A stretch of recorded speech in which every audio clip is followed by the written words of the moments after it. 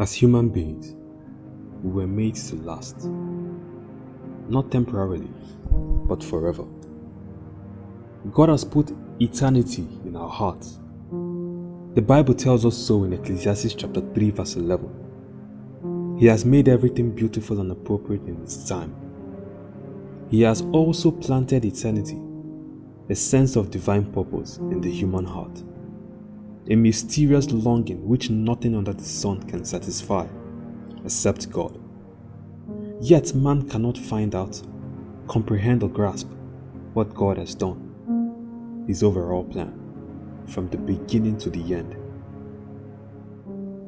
Ironically, we were not made for time. Our existence exceeds the boundaries of time. What God did in our makeup was to plant eternity in our hearts. There is a longing for the world after in every human heart. As much as secular thinking may attempt to excuse this fact, we can never run away from its reality.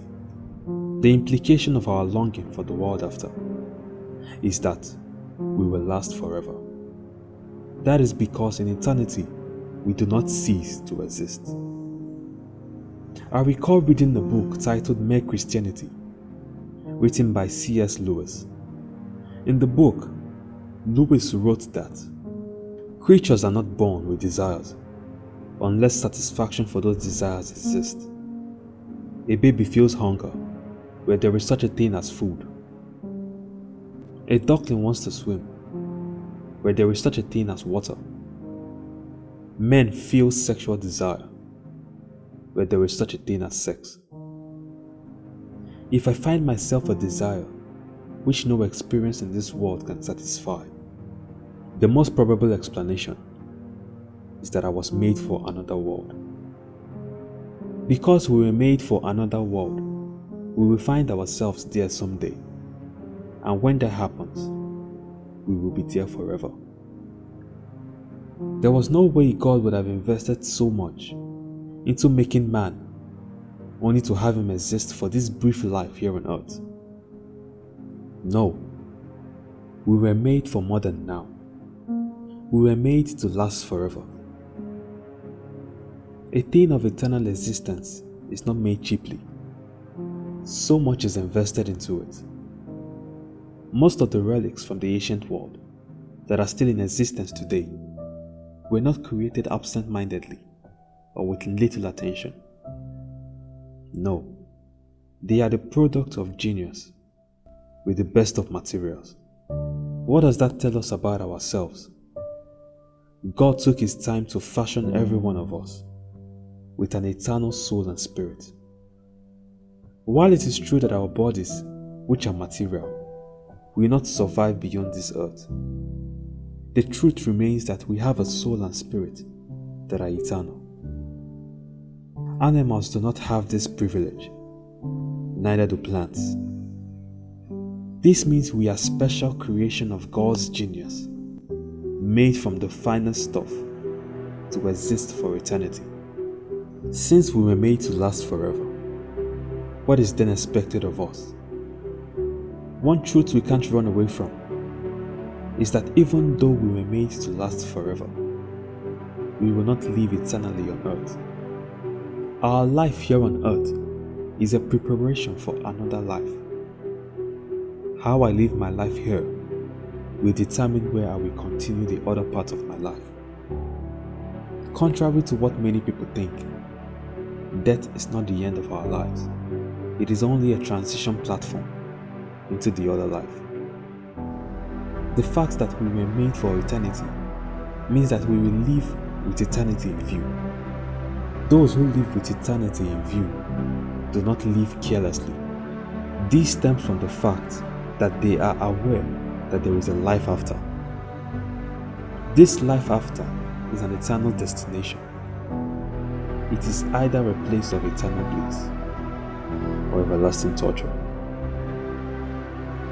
The life one lives today will determine where one's eternal destination will be. So to live with eternity in view is to refuse to hold on tightly to the things of this world at the expense of your relationship with God. When you see a man holding on tightly to the things of this world, it is certain that he doesn't understand the facts of eternity. The things of this world are transient. Nothing on this earth will last forever, but you will. In our mad rush for fame and fortune, we can subject our souls to the corrupt tendencies of this world, forgetting that a corrupt soul cannot have a good place in the afterworld.